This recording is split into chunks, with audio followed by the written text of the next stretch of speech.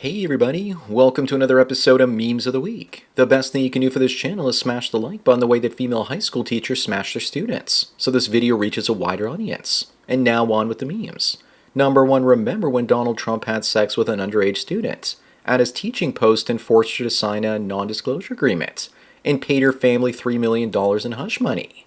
Yeah, me neither.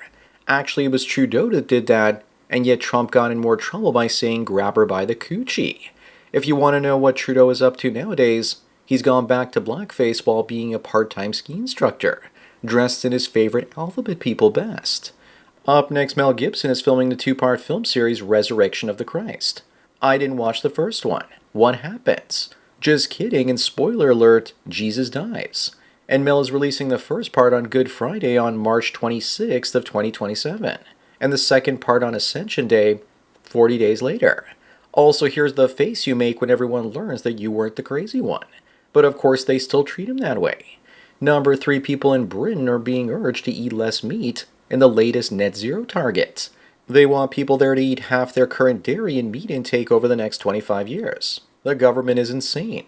They want people to stop driving gas-powered cars, stop owning pets, stop gardening, and stop having kids. And they probably plan to replace them with Mohammeds and Jeets. Do you really think the new immigrants will stop eating less meat? No, they'll probably eat more than before. Moving on, and speaking of Mohammeds in the UK, one of them ended these two wonderful gay males that invited him into their home as a refugee, and Mohammed removed their heads. Oh snap. Well, maybe not exactly snap, more like chop. This is what happens when virtue signaling goes wrong.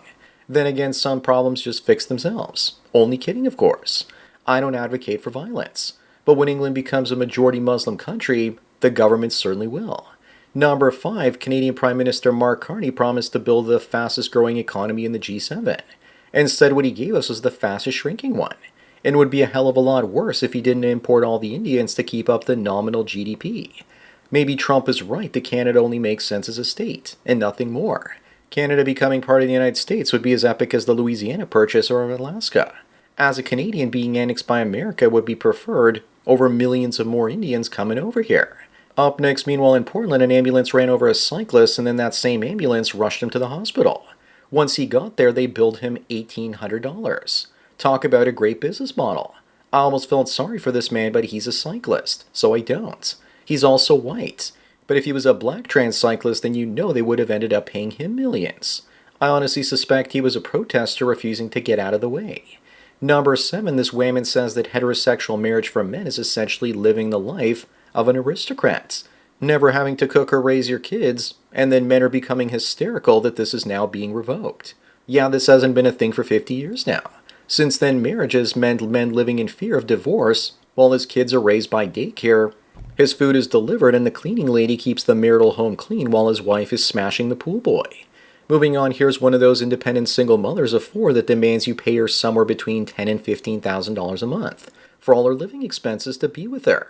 For that kind of money, you could have found a different woman on Backpage every night of the month. Well, when Backpage was around. In Canada, we still have Leo List, but just be careful because there are a lot of scammers on there. But there's no way that this ad is real. It has to be trolling. If it's not, then the entitlement here is out of control. Number 9, men had Star Wars, video games, comics, and the Boy Scouts, and women have invaded all of those things.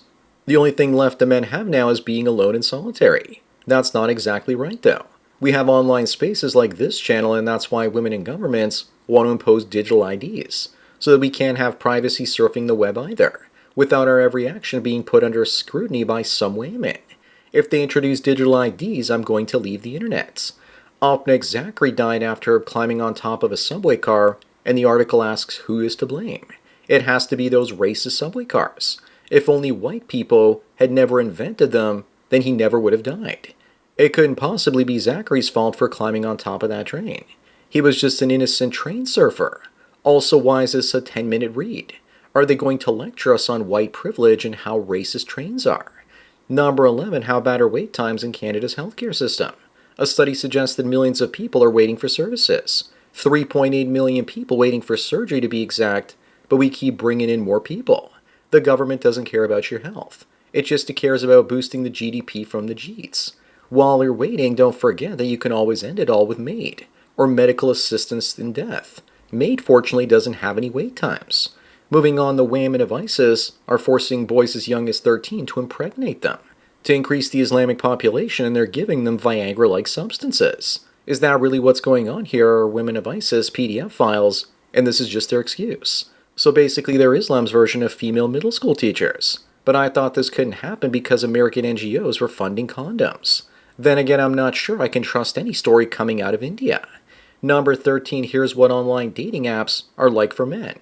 You either get single mothers, fatties, feminists, and hoochie mamas that know their worth. They forgot to add the dude in a dress who thinks he's a woman. So many choices and all of them bad ones. The only ones that'll do it well in this sort of dating market are the chubby chasers or those into trans women. Everyone else is screwed because they won't be getting screwed. Up next, here's what's going to happen if the WW3 draft comes up. Suddenly all the women that transition into men will detransition back to women.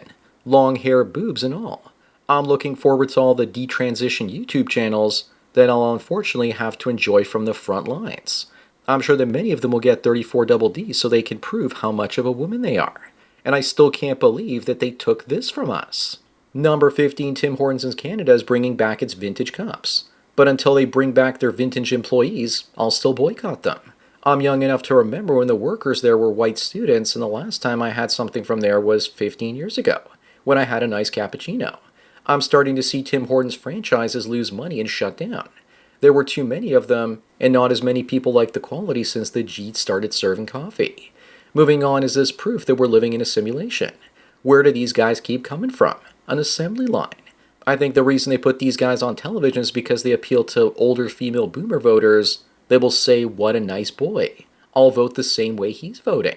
Little do they know they're probably packing the fudge. If they aren't, then I'm sure that we all know that they're incel simps. They look like the byproduct of atrazine poisoning. Number 17, I find this to be true. That self-educated people cannot be fooled by institutionalized propaganda. Neither can people who were bullied and harassed in school growing up. You learn to become suspicious of other students' intentions, and you learn that you can't trust the authority figures to have your back or best intentions. So when a boss or professor pretends to have your best interests at heart, you are skeptical to say the least. Propaganda seldomly works on the emotionally damaged. Up next, the FBI agents that kneeled during the BLM riots have all been fired. No big loss there. I'm glad because they're supposed to serve and protect and not kneel and disrespect. The real Scooby-Doo mystery in all of this is, how did this door stump ever pass the physical? If I was ever chased by an agent, this is the one I'd want to chase me. Maybe she had gained all that weight because she was working an undercover operation at a pie factory. Number 19, Trump plans on banning Muslims from entering the United States. Do you support this? Absolutely. Maybe they should also look at deporting them too if they make trouble of any kind. Maybe also prevent them from taking public office. Looks like New York already forgot about 9/11 as they prepare to bring in Mandani, a Muslim, in as mayor. I'm half Serbian, and Serbs have been keeping Muslims out of Europe for 500 years now. And now Europeans just let them in for some reason.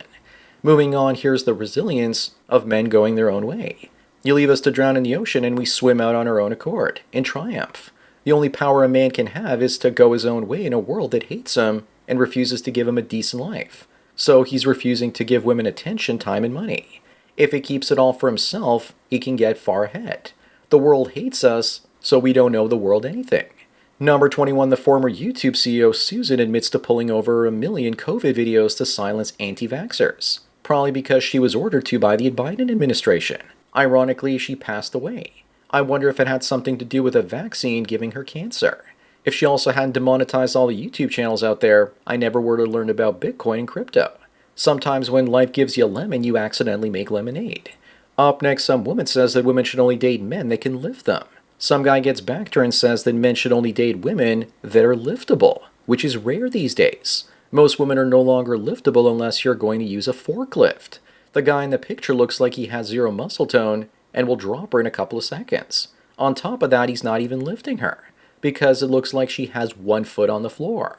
Number 23, meet the Irish hero that spent 500 days in a tiny prison cell in Ireland, after refusing to use they-them pronouns for a student in his school. This is the sort of compelled speech laws that Jordan Peterson was fighting against years ago in Canada. He knew this was coming. As for this guy, he wasn't arrested for pronoun use. He breached a court order and returned to the school where he was initially let go for not using those pronouns.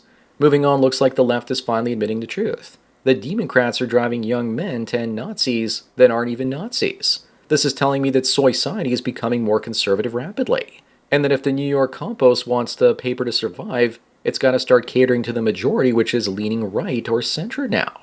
The left also needs to make up enemies because people usually need someone to hate and blame for their problems. Number 25 and the last one, women and feminists choose the bear, and now they're on their own.